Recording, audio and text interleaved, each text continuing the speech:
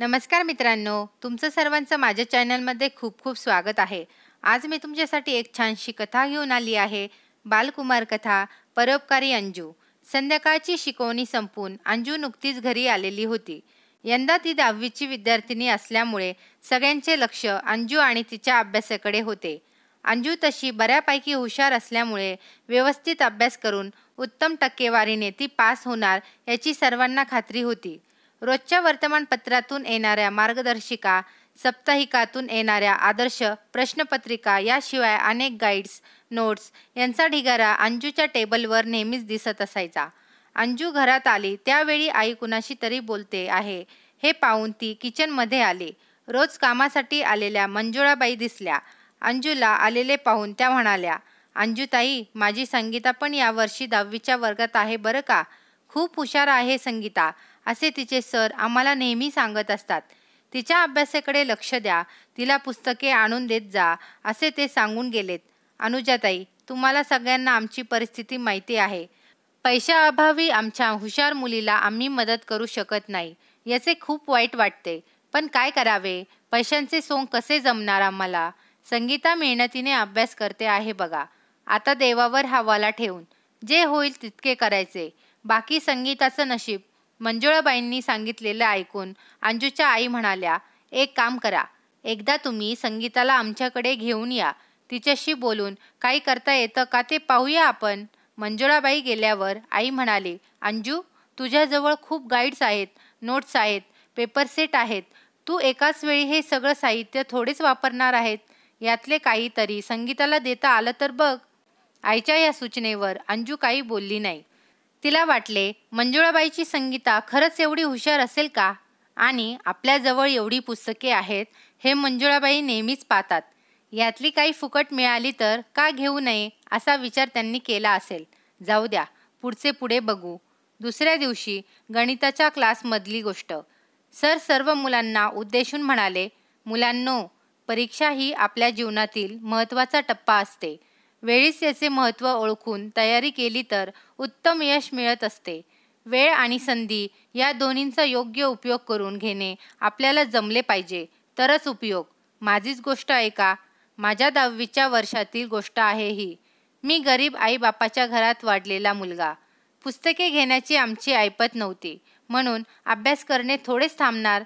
अशा वेळी माझ्या मित्रांनी मोठ्या मनाने मदत केली. त्यांनी त्यांच्या जवळची पुस्तके परीक्षेच्या दिवसात मला वापरू दिली. त्यांच्यामुळे मी अभ्यास करू शकलो. मी भले कितीही हुशार असेना, माझ्याजवळ पुस्तके तर असायला पाहिजे होती. ती माझ्या मित्रांनी दिली आणि त्याला माझ्या परिस्थितीची जाणीव होती, म्हणून तो माझ्याशी चांगला वागत होता. तो म्हणायचा, 'माझी पुस्तके घेऊन तू अभ्यास कर. मात्र तू गरीब आहेस म्हणून मी तुला मदत करतो आहे, असे समजू नकोस. तुझा स्वाभिमान दुखवण्याचा माझा हेतू मुळीच नाही. उलट तुझ्यासारखा योग्य आणि हुशार मुलाला वेळेवर मदत करण्याचा आनंद मला मिळेल.' मित्रांनो, त्याच्या बोलण्यात निर्मळपणा होता. त्याच्या स्वच्छ बोलण्याचा मला राग आला नाही. त्याची मदत मी आनंदाने घेतली. मी भरपूर परिश्रम घेतले. उत्तम मार्क्स घेऊन मी पास झालो. माझ्या यशाचे सारे श्रेय आयुष्यभर माझ्या या परोपकारी मित्राला देणार." सरांनी सांगितलेली गोष्ट ऐकून मुले भारावून गेली. निर्मळ भावनेने दुसऱ्यांना मदत करावी, सरांचे हे वाक्य अंजूच्या कानात सारखी घुमत होते. दुपारी येऊन गेलेल्या मंजुळाबाई आणि संगीताची तिला आठवण होत होती.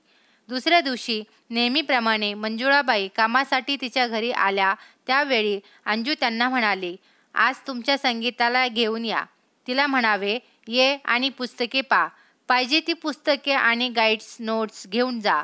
अंजूचे बोलणे ऐकून मंजुळाबाईंना आनंद झाला आहे हे पाहून अंजूच्या आईला समाधान वाटले. 2-3 दिवसांनी मंजुळाबाई संगीताला घेऊन आल्या.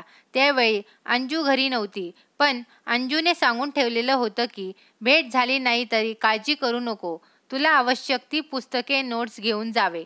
संगीताने त्याप्रमाणे घेतले आणि काय काय घेऊन जात आहेत याची लिस्ट अंजूच्या टेबलवर लिहून ठेवली.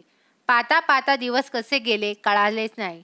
अभ्यासाच्या ओझ्यातून मोकळी झालेली अंजू आता निकालाची उत्सुकतेने वाट पाहत होती. अखेर तो दिवस उजडला. प्रथम श्रेणीत पास झाल्याचा आनंद अंजू घेत होती. खुशीत ती आपल्या घरी आली आनंदात सगळ्यांच्या गप्पा चालू होत्या. त्याचवेळी मंजुळाबाई आणि संगीता पेढ्यांचा पुडा घेऊन आल्या. संगीताने अंजूच्या आईबाबांना नमस्कार केला आणि पेढा दिला व म्हणाली, आमच्या शाळेत सर्व मुलींमध्ये मी सर्वप्रथम आले आहे.